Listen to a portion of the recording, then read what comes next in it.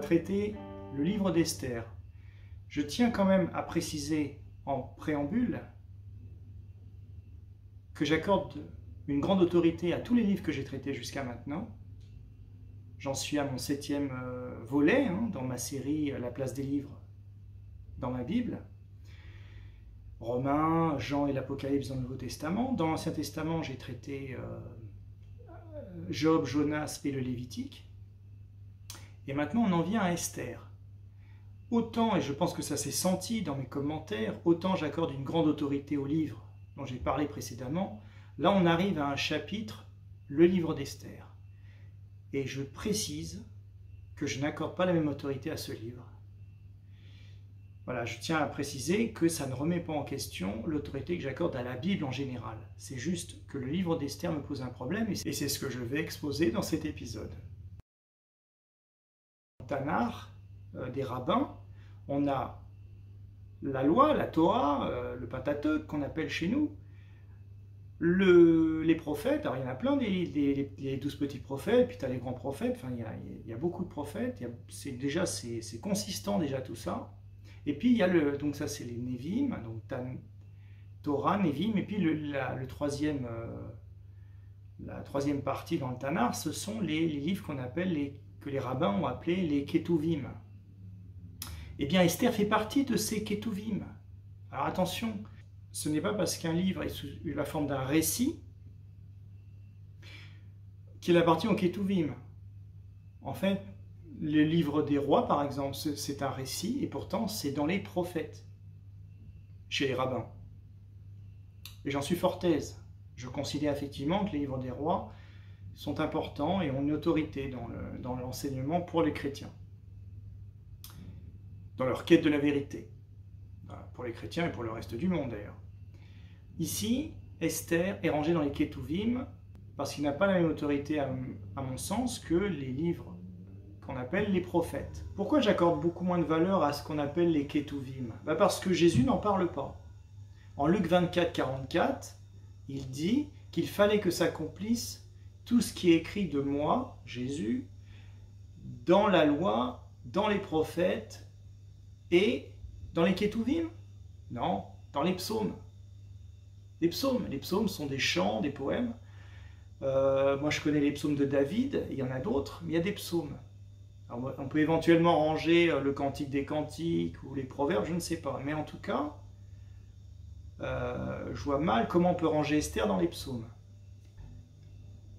Donc ce livre n'est ni des prophètes, ni du Pentateuque, ni des psaumes. Voilà pourquoi je n'accorde pas la même autorité à Esther qu'à d'autres livres. Alors l'auteur il est anonyme. Déjà, c'est pas un bon point de ne pas savoir qui a écrit un livre, mais celui-là est anonyme, donc je ne peux pas parler de l'auteur, je ne sais pas qui c'est. On passe. Alors le genre littéraire, c'est un récit donc.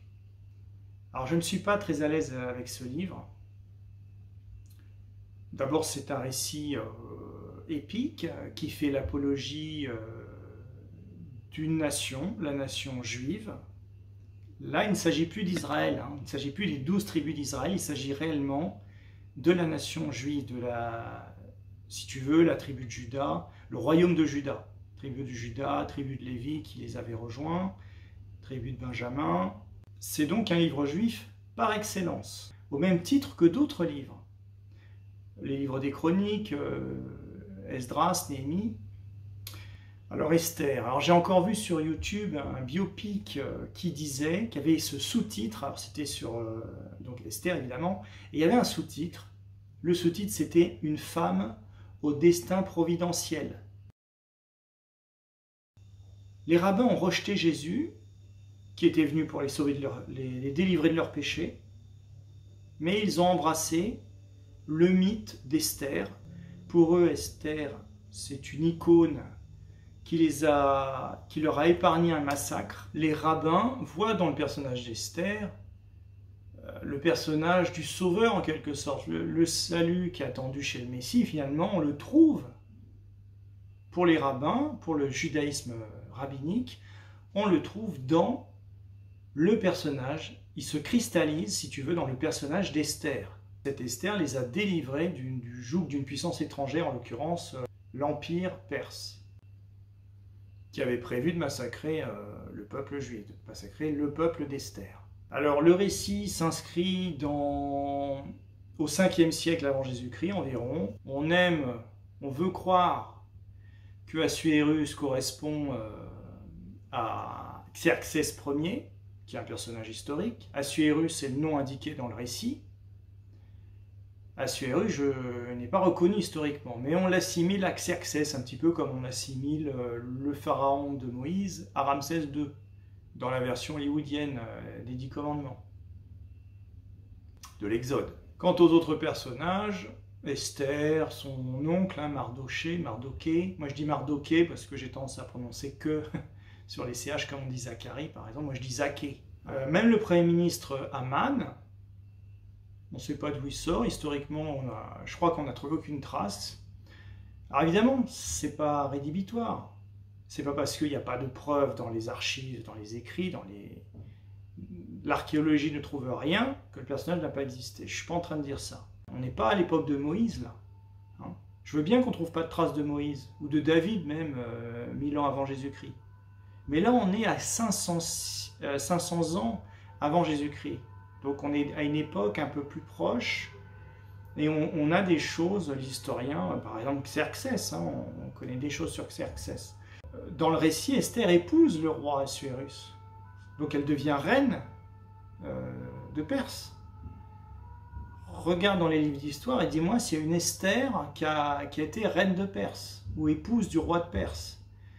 Le roi Xerxès, il a une épouse qui s'appelle Amestris, et je vois pas trop Amestris, est-ce que ce serait Esther? Je crois pas. Enfin, à part Amestris, il n'y a pas d'autres reines. Enfin, parmi les épouses de Xerxès, à part Amestris, j'ai rien trouvé. Donc c'est une histoire inventée de toutes pièces. Alors ce n'est pas ce qui me dérange, hein. Comme j'en ai parlé dans le livre de Jonas, je ne crois pas que l'histoire de Jonas soit une histoire historique. Je la refais. Je ne crois pas que le récit de Jonas soit historique, pourtant j'accorde une valeur prophétique à ce livre de Jonas. Ici, ce n'est pas le cas. Esther, bon, une héroïne de la nation juive, je disais. Mais elle a un comportement quand même très cruel. Elle a un esprit vindicatif. Elle va exterminer quand même des dizaines de milliers de Perses. Donc, question valeur morale, la question se pose. Esther se révèle dans un concours de beauté. Alors t'as qu'à voir, un concours de beauté. Hein, c'est pas Dieu qui joue sur l'apparence, c'est Satan. C'est Satan qui essaye de séduire avec les images. Donc Esther se révèle dans un concours de beauté. Bon, je le dis comme ça, c'est pas dit comme ça dans le texte. Je caricature un petit peu. C'est quand même surprenant d'être introduit de cette manière-là dans la cour impériale. Remporter un concours de beauté. Ça ne ressemble pas aux valeurs bibliques auxquelles toi et moi avons été habitués, n'est-ce pas? Esther n'exerce aucune miséricorde envers ses ennemis. On est loin du message du Christ. Aimez vos ennemis, pratiquez la miséricorde, justement. Alors l'héritage d'Esther, il y a un héritage, tu le connais sans doute, c'est la fête juive de Pourim. Pourim qui vient de pour, qui veut dire tirage au sort, le sort, hein, donc dans le sens de tirer au sort. Puisque dans le récit, on raconte que la date pour l'extermination des Juifs qui a été programmée, elle est tirée au sort. Le 13e jour d'Adar, tous les Juifs peuvent se défendre et anéantir leurs ennemis. Voilà ce qui se passe dans le récit. Les Juifs rabbiniques commémorent joyeusement la fête de Pourim parce qu'ils ont échappé à un massacre, donc ça c'est tout à fait compréhensible. Et finalement cette fête, elle concurrence la fête de Pessah, la fête de Pâques, moins joyeuse, hein, des herbes amères, on y mange du pain sans levain, la fête de Pâques. Ici, la fête de Pourim, c'est la fête, quoi. On se déguise. Et donc c'est une fête juive qui est venue s'ajouter aux fêtes de l'Éternel, qui sont mentionnées dans la Torah. Le nom de Dieu, tu le sais, n'est pas mentionné dans Esther. On dit que c'est une exception, c'est un livre qui est... Mais c'est pas grave, on s'en accommodera. Hein. Comment on fait pour ne pas parler de Dieu tout en étant un livre qui parle de Dieu? C'est une fête des hommes, Pourim, c'est une fête qui a été inventée, c'est une fête inventée par les rabbins qui honorent les hommes, une femme en l'occurrence. Au lieu de rendre la gloire à Dieu, c'est Dieu qui a fait sortir les Hébreux du pays d'Égypte. C'est Dieu qui a fait ça, l'Éternel. Dans le récit d'Esther, les Juifs doivent leur salut à une intervention humaine. On ne voit nulle part la main de Dieu, même si on pourrait la voir comme implicite, on ne la voit pas dans le récit. Le fait de tirer au sort, j'ai pas vu ça moi dans les 10 commandements, de jeter les dés pour voir ce que Dieu a décidé. On jette les dés, on regarde dans le mar de café aussi. Ça, c'est pas biblique. Or, Esther, c'est pas biblique. Hein, t'enlèves le livre d'Esther et tu trouves ça nulle part ailleurs dans la Bible, à part à un endroit dans la Bible, dans les allusions qu'on trouve dans le Nouveau Testament. Et oui, car après tout ce que je viens de te dire, je dois reconnaître, j'admets, qu'il y a des allusions à Esther, au livre d'Esther, au personnage d'Esther, dans le Nouveau Testament. Et en plus, le comble, dans un évangile, en l'occurrence, et même l'évangile de Marc, c'est mon préféré. Et dans l'évangile de Marc, on nous parle de quelque chose qui va te rappeler un épisode du livre d'Esther. On y va. Il y a 2 allusions à Esther, au récit d'Esther dans le Nouveau Testament. La première, c'est dans Marc 6. On trouve d'ailleurs ça aussi dans Matthieu, mais moi je vais m'intéresser au récit marcien. Marc raconte en effet que la fille d'Hérodiade, que la tradition appelle Salomé, la fille d'Hérodiade séduit le roi Hérode en lui faisant une danse. Et le roi Hérode se trouve piégé par ses engagements, complètement charmé par cette femme. Je te donnerai ce que tu veux, ma jolie, fût-ce la moitié de mon royaume. Et c'est cette promesse faite à Salomé qui a coûté la vie à un prophète, au plus grand des prophètes selon même Jésus lui-même. Jean-Baptiste, son cousin Jean-Baptiste, le plus grand des prophètes. Cette promesse d'Hérode a coûté la vie, puisque Salomé, tu le sais, va réclamer la tête de Jean-Baptiste. C'est ça qu'elle demande à Hérode. Hérode aimait bien Jean-Baptiste, il voulait pas tuer Jean. Il aimait beaucoup l'écouter en fait. Mais il est piégé par ses engagements, il doit décapiter Jean-Baptiste.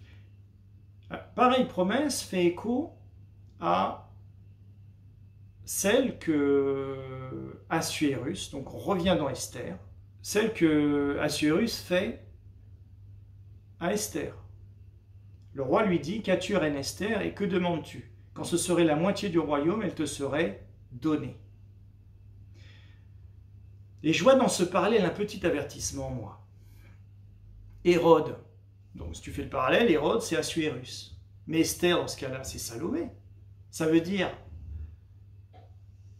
qu'Esther, si tu poursuis l'analogie, Esther se cache derrière Salomé, dans le Nouveau Testament, dans l'Évangile. Donc une séductrice, la fille d'une reine méchante, hein, Hérodiade. Quelle qualité Marc a-t-il voulu faire ressortir du personnage d'Esther, à ton avis? En plus, la jeune femme, elle sait se faire attendre. Hein. Elle reporte à chaque fois ce qu'elle va demander. Elle le fait languir, en fait, Esther. Salomé est moins longue à donner sa réponse. Un peu sadique, Esther, non? Et le roi des Perses, il obtient finalement la réponse. 2 chapitres plus tard, au chapitre 7, on a enfin la réponse. Esther demande, elle aussi, la mort d'un homme. Aman, le Premier ministre. Elle demande la mort d'Aman. Du coup, dans ce parallèle, la victime, le dindon de la farce, c'est le méchant Aman. Alors que dans l'évangile de Marc, la victime, c'est le prophète Jean. On pourrait presque comprendre que Aman, c'est le gentil et que Esther, c'est la méchante. Tu vois le message qui pourrait se cacher derrière cet épisode? Qui coûte la vie au cousin de Jésus, à Jean? Je ne dis pas du tout que c'est ce qu'a voulu dire Marc, hein, mais c'est loin d'être un parallèle flatteur. Alors la deuxième allusion à Esther dans le Nouveau Testament, ça se passe dans le premier chapitre des Actes des Apôtres, Et c'est ce fameux tirage au sort, et oui. Purim, pluriel du mot hébreu, pour, qui signifie ce qu'on appelle aujourd'hui un tirage au sort, comme je te l'ai expliqué. Je ne connais effectivement qu'une seule trace d'une décision qui se soit jouée au dé dans le Nouveau Testament. C'est la nomination, la nomination oui, du 12e apôtre qui va remplacer Judas Iscariote qui s'est suicidé. Ça tombe sur Matthias. Bon, on ne réentend plus parler de Matthias après, hein, dans le récit des Actes.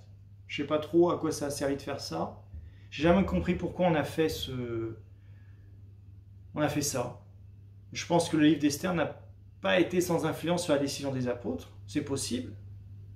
Quant au jeu de hasard, je ne suis pas sûr que ce soit fortement préconisé dans la loi de Moïse. On va voir les spécificités affaiblissant la valeur spirituelle du livre d'Esther. C'est donc le seul livre du canon biblique où le nom de Dieu n'est jamais mentionné. Ça, c'est un premier point. Deuxième chose, il fait partie des quelques livres, il n'y en a pas beaucoup, mais il y a quelques livres qui ne sont jamais mentionnés dans le Nouveau Testament, ni par Jésus, ni par les apôtres, ni par personne. Et puis, de manière explicite, hein, ou en tout cas en citant des passages de façon explicite, il n'est pas mentionné. Et puis surtout, alors ça on va dire que c'est une preuve archéologique qui pose un problème, c'est que le livre d'Esther est le seul livre qui ne figure pas dans les découvertes de Qumran, les manuscrits de la mer Morte. Il n'y a aucune trace d'Esther. Je trouve ça triste, moi, que ce livre ait été rangé dans ce qu'on appelle les Saintes Écritures.